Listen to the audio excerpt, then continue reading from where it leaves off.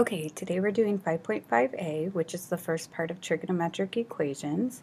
So we're going to start with this example 1 right here, which says the sine of what angle equals 1/2. And notice this says the solutions are, because there could be two solutions because the sine is positive in two quadrants. The first thing that I want to point out to you, though, is that this does not have an inverse symbol. So it's not an inverse. So we are not restricted anymore because we don't see that inverse symbol. So if you recall, we were restricted to quadrants 1 and 4, which is from -pi/2 to pi/2. So we're not restricted anymore. So what are the solutions when you're not restricted? So first thing that you need to remember is that sine goes with y. So we have our little axis, and we have all students take calculus. The sine of the angle is positive, so it's not here or here, and it's 1/2, so it's the little part of a 30, 60, 90 triangle. So this is 1/2 positive, positive 1/2 over here. So if we are just on the unit circle and we're only going to look at answers from 0 to 2 pi, our answers would be x equals pi/6, because we acknowledge that this is a 30-degree angle, and x equals 5 pi/6, because this is a 30-degree reference angle, but we need to get all the way over here, so that would be 5 pi/6. However, these are the only solutions over the interval from 0 to 2 pi. But that's not all the solutions there are. What is the domain of our sine graph? So if you remember, a sine graph looks like this, right? And it does this, and it keeps repeating itself. So what's the domain of that graph? It's from -infinity to infinity. So if your angles or your inputs can go from -infinity to infinity, guess what? Guess how many solutions you're going to have? You're going to have an infinite number of solutions. And the reason why that is because I can do something like that and say 13 pi/6. Or I can add another 2 pi and I would get 25 pi/6. And so these keep on going around and around and around the circle. And so in theory, not in theory, in actuality, there's an infinite number of solutions for that equation. We like it when we just stay over the interval from 0 to 2 pi, but mathematicians were like, well, how do we write that, infinite solutions? So what they came up with is that they said, okay, you're going to write pi/6 plus 2n pi. Or if that's hard for you, let's just write it like this. I'm going to switch this up for the first time. We're going to write 2 pi n. So remember that sine repeats every 2 pi, unlike tangent, which is pi. So I'm going to write that real quick because that's kind of important. Period for sine of x. 2 pi divided by the number before x would be 2 pi. So the period for that is 2 pi. So that's where that's showing up. And n is the number of trips you go around the circle. So if you plug in 0, you just go to pi/6, because 2 pi times 0 is 0.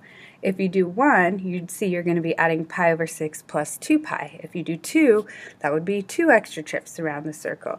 So this is the number of trips around the circle. And we start with n equals 0.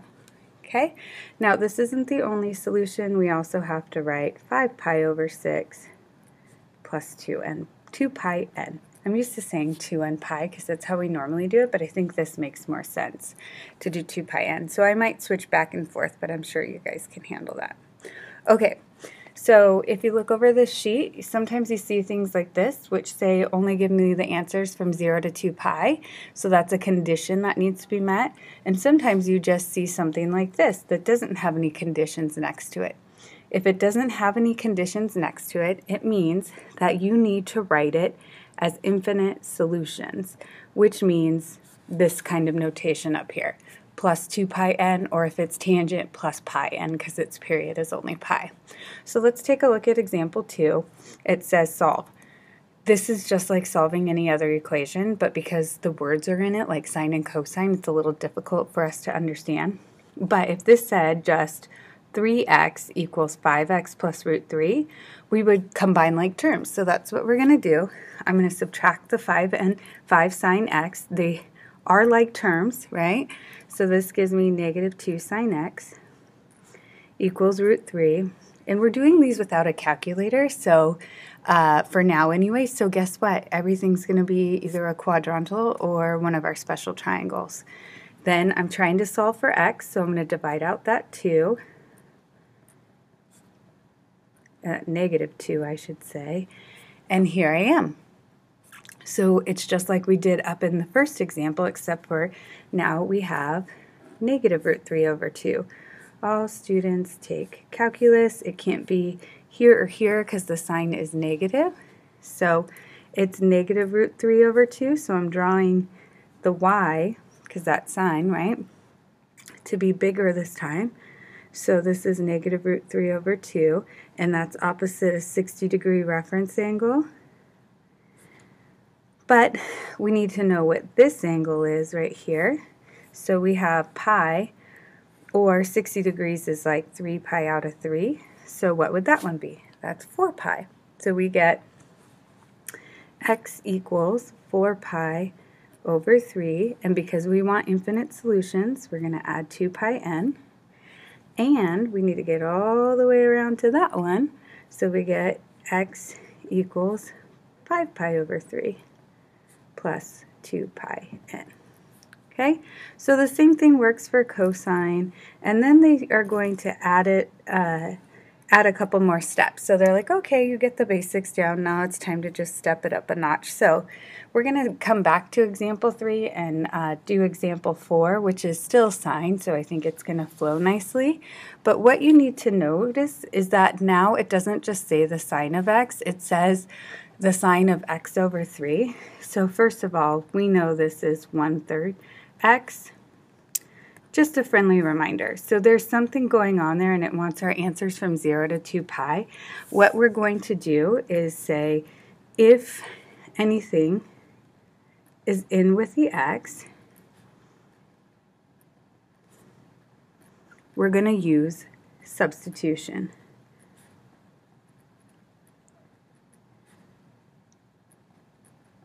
So if this just said the sine of x equals 1/2, like example 1 does, we'd totally be cool with it. So we're just going to do that.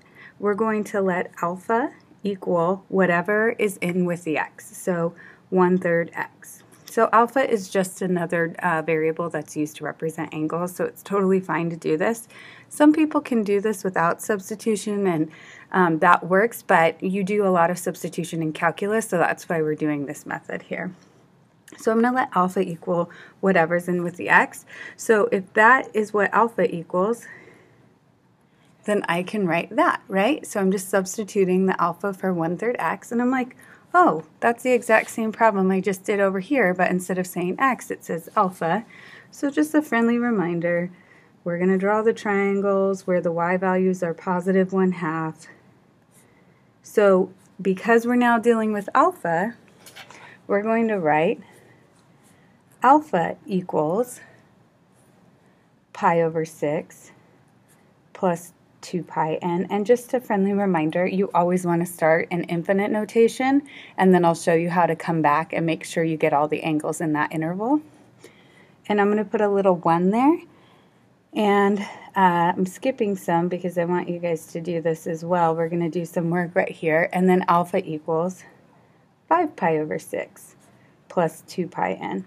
Now again, the reason why we're using substitution is because we don't know the sine of 1/3 of what angle equals 1/2, but we do know the sine of just an angle, what equals 1/2.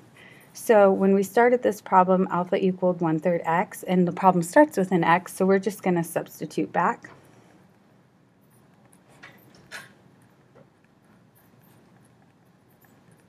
And we're going to do that for both of them.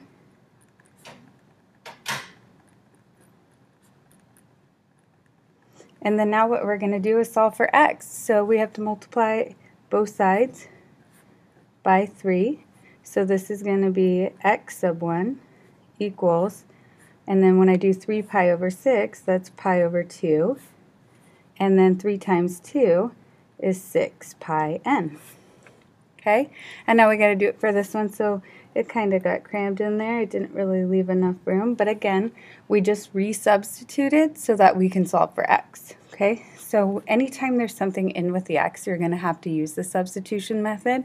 So whatever's in there with the x, let it equal to alpha, figure out what the angle is if it was alpha, and then substitute back in. Super fast, super easy. So this one, multiply both sides by 3. I'm going to get x sub 2 equals, so that's 15 pi over 6, which is 5 pi over 2 plus 6 pi n. Now, I boxed this answer up here, but I kind of shouldn't have boxed it because these are the infinite solutions. But this doesn't want the infinite solutions. It wants the answers over the interval from 0 to 2 pi. So let me show you how to take care of that. So you have these. So what you're going to do is make this little chart where you start with n. And then sometimes you only have one x, sometimes you have 2, sometimes you might have 3. So just we're going to break it down for each one. So it's just like an xy chart. We're going to pick 0 first. That's why it said start with n equals 0. And plug it in. So if I plug in 0 here, this is 6 pi times 0, which is 0, so that's pi over 2. And then I'm going to check, is pi over 2 in this interval? Yep. Okay, now I'm going to do the same thing for this one, and this is 5 pi over 2. Now is 5 pi over 2 in the interval from 0 to 2 pi? And if you're not sure, just change this to a decimal, which would be 2.5 pi. That's bigger than 2 pi, so we're not going to include it because it doesn't meet the condition that has been stipulated in the problem. Then we're going to go to 1, and now once you've excluded 1, anything is going to be bigger than that. So like, look at, we're adding 6 pi each time. Sometimes you can do shortcuts, but if I plug in 1 to this first one, 6 pi plus a half, that's like 6.5 pi. That's way too big. So I'm going to write 6.5 pi, and since that's not in the interval, the only solution that's in the interval from 0 to 2 pi is x equals pi over 2. So again, why did we make this chart? This chart is helping us figure out which angles meet the condition right here. Like, how many trips do we have to take around the circle? And to make your life easier, if you notice that you're going to be adding 6 pi, which is 3 times bigger than 2 pi, you could probably just say, oh, it's pi over 2, and then you might think 5 pi over 2, but you do a quick check, and you don't have to make the chart. But as you'll see in the next problem, the chart can be really helpful because sometimes you have a ton of solutions because this right here is actually extending the period of the graph, right? 2 pi divided by 1/3 is 6 pi. So that stretched that graph really far out, so you weren't going to have as many solutions over the interval from 0 to 2 pi. But when you have something like example 3, which is a tangent graph, this is cutting the period into 1/3 of the original period, right? Because you do 2 pi, this one's just going to be pi divided by 3. So all your solutions went like this and smush, right? But then it's a tangent graph, so you have more repetitions of that, that interval there. So this one's going to have a ton. And the table is going to be really helpful in finding that. So first of all, you're going to remind yourself that the period for tangent is just pi, right? Tangent only goes from, starts repeating itself from negative pi over 2 to pi over 2 is one rotation, and then it repeats itself after that. So it goes a lot faster. And then now if we throw this 3 in there, what we would normally have for pi, we're actually going to have pi over 3. So we have 3 times as many pieces of the tangent graph as we normally would. So just trying to tie things together, we're going to go. Okay, there's something in with the x, so I'm going to let alpha equal whatever's in with the x. Then I'm going to set up with alpha. the tangent of alpha equals 1. Okay, so I go, all students take calculus. So tangent of 1, and tangent's the only one that has a 1 that's not a quadrantal, is going to be here, and it's positive, so this is why it's positive, because in quadrant 3 we have a negative divided by a negative. However, we get to ignore this one because of course it starts repeating because its period is from 0 to pi. So tangent is the only one that you only have to do the first two quadrants. You're more than welcome to still do it the same way as sine. It just takes more work later on. So if you can remember, period for tangent is only pi. It makes your life easier. So this is a 45-degree angle. So alpha equals pi over 4 plus pi n, since its period is only pi. Okay, so that's why we're only putting pi n here. Now we're going to reverse substitution now that we have our angle. And we still have to solve for x. So we're going to multiply both sides by 1/3. You can divide by 3, but when you're dealing with fractions, it's just easier to do it this way. So we get x equals pi over 12 plus pi over 3n. You can say pi n over 3 too. So look at this. This is kind of crazy because we're only going to be adding pi over 3 each time. So it's going to take a lot more. So we're going to do n, and we just have one x in this case because, again, we didn't include this because watch what will happen is when we start taking trips around the circle, those answers will come up in here. So I'm going to start with 0, and that one's easy. It's just pi over 12. And then I'm going to plug in 1. So that's pi over 12 plus pi over 3 times 1.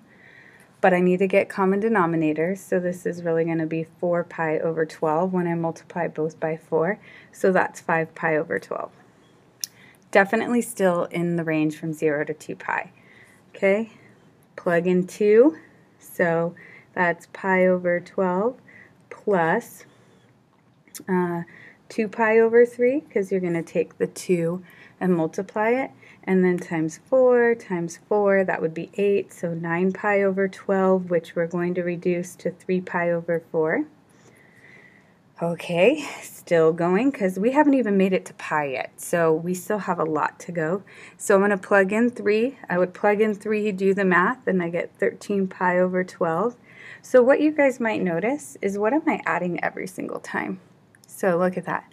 From 1 to 5 pi. So you can pick up on the pattern. Totally fine if you pick up on the pattern. This is 17 pi over 12. This is 21 pi over 12. And then when I get to 6, I'm at 25 pi over 12, which I'm finally bigger than 2 pi. How? Because 12 goes into 25 twice with 1 left over. So that one doesn't work. I kind of knew ahead of time that I was going to have 6 solutions. How did I know this? How many pi over 3s are there in 2 pi? So let me say that again. How many pi over 3s, or how many 1/3s are there in 2? So you have 1/3, 1/3, 1/3, which makes 1, and then you have 1/3, 1/3, 1/3, which makes 2. So you're going to have 6 solutions. If you understand that, you can use it as a check. If you don't, hey, no worries, just fall back on this chart right here. So we're going to just be formal here and make sure that we write all of our answers. By the way, this 21 pi over 12, I didn't simplify, which I should. So that's 7 pi over 4.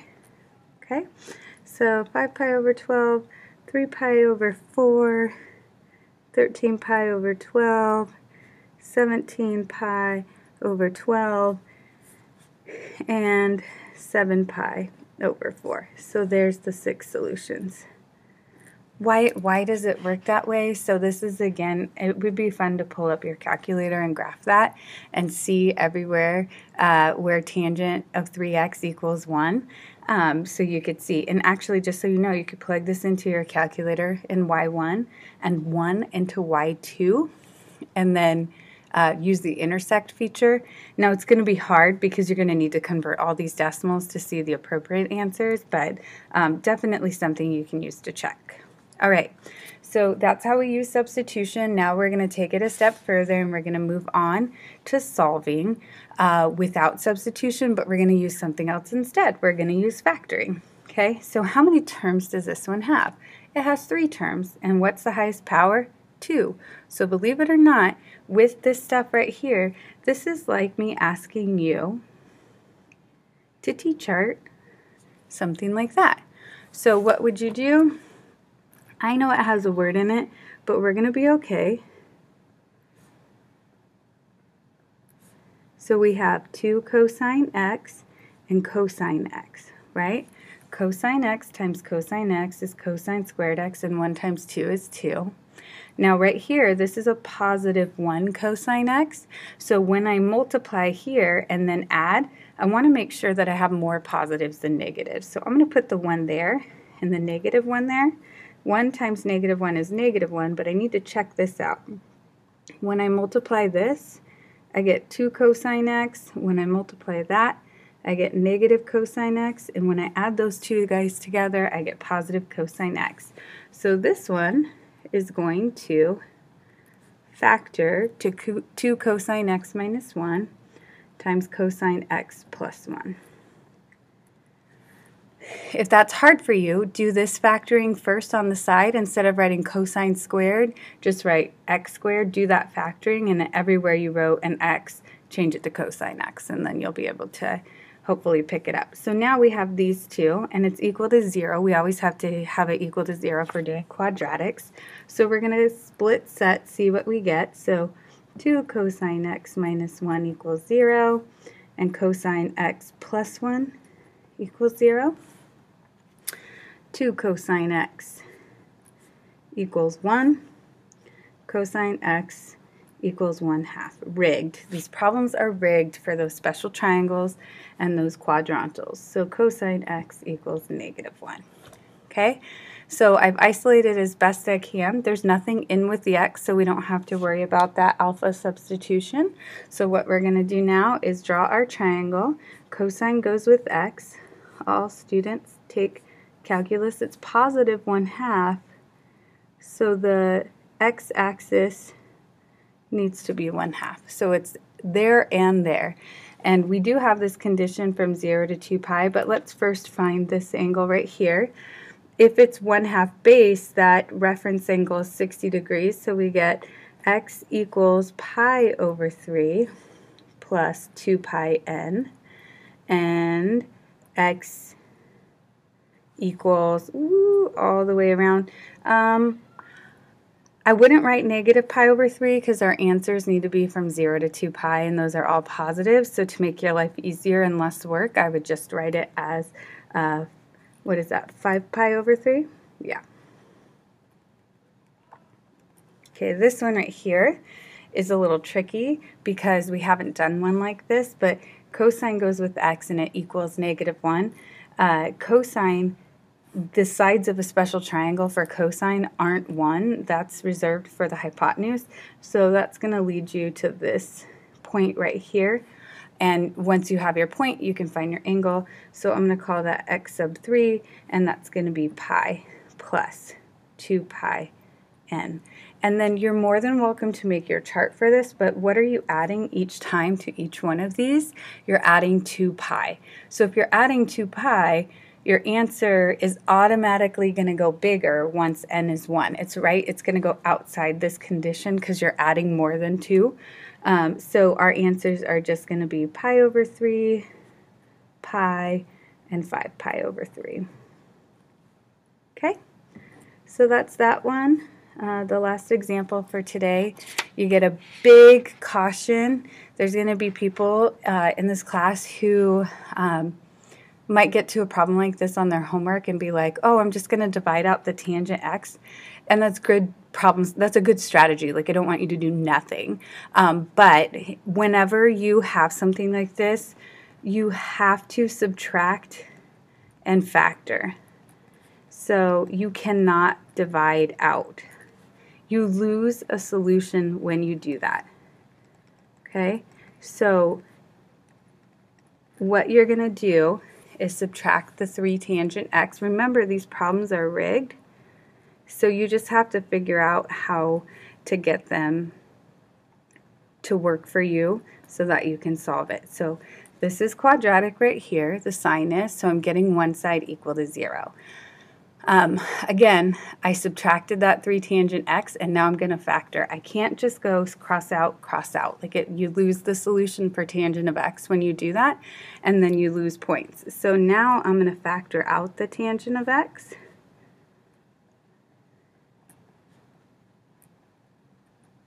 Okay, and then just like in the previous problem, because there's nothing in with the x, I can go straight to split set, see what you get. Ooh, we're going to have something interesting with this sign over here, but we'll talk about it in a second. So the tangent of x equals 0. So remember, tangent's ratio is y over x. So what are we going to need to equal 0 in order for this to be equal to 0? We're going to need y to be 0 right there. So what this is we need to find where y is equal to 0, which is here and here. And I'm labeling the points just so that you can see when you do y over x you get 0, y over x you get 0. And remember, we're going from 0 to 2 pi for tangent, so that makes sense that we can get both of these. So we get x sub 1 equals 0 plus n pi, and x sub 2 equals pi plus n pi. Okay, with tangent, you almost always have to do a chart because you're only adding 1 pi each time, which isn't going to put you outside of 2 pi. So then for this one, I'm just going to do it real quick before we solve that one. X sub 1, x sub 2. Ooh, I wrote that twice. That's weird. This is 0 and 1. So when I plug in 0, I get 0. When I plug in 0 for x sub 2, I get pi. What happens when I plug in 1 here? I get pi, right? And here I get 2 pi. So it's just like repeating itself over and over again. Make sure you're very careful, because are we supposed to include 2 pi in our solution? No. So our answers here so far are 0 and pi. And then for this one right here, what we're going to do is we're going to add 3, and then we're going to square root both sides, so we get the sine of x equals plus or minus root 3. And if you're thinking a 30, 60, 90 triangle, that is great. I'm so happy that you went there because of the root 3. We have to take it a step further though, because this is the sine of x. And if you look at root 3 is approximately 1.7. So you're saying that when you take the sine of some angle, your output is going to be plus or minus 1.7. That's not possible. Why isn't that possible? Because if you look at a sine graph, here's our basic sine graph. These are all angles, right? So when you plug in an angle, what's the highest and lowest number you can get for sine? What is the range for sine? It's only from -1 to 1, which means your output or your answers can only be from -1 to 1. This is not in the range for sine, so guess what? No solution. There's no angle that you can plug into this equation and get root 3 as an answer. Could you get root 3 over 2? Yeah, because root 3 divided by 2 is like 1.7 divided by 2, so that works. But can you actually get just root 3? No. Cosine and sine, you can't get it. Tangent, don't forget tangent's range is from -infinity to infinity, so for tangent it would work. But for sine and cosine it doesn't, so that leaves us with only 0 and pi as our answer. You don't even need to put this, you can just cross it out when you get to something like that. So 0 and pi again are our only answers, and that is it for 5.5a.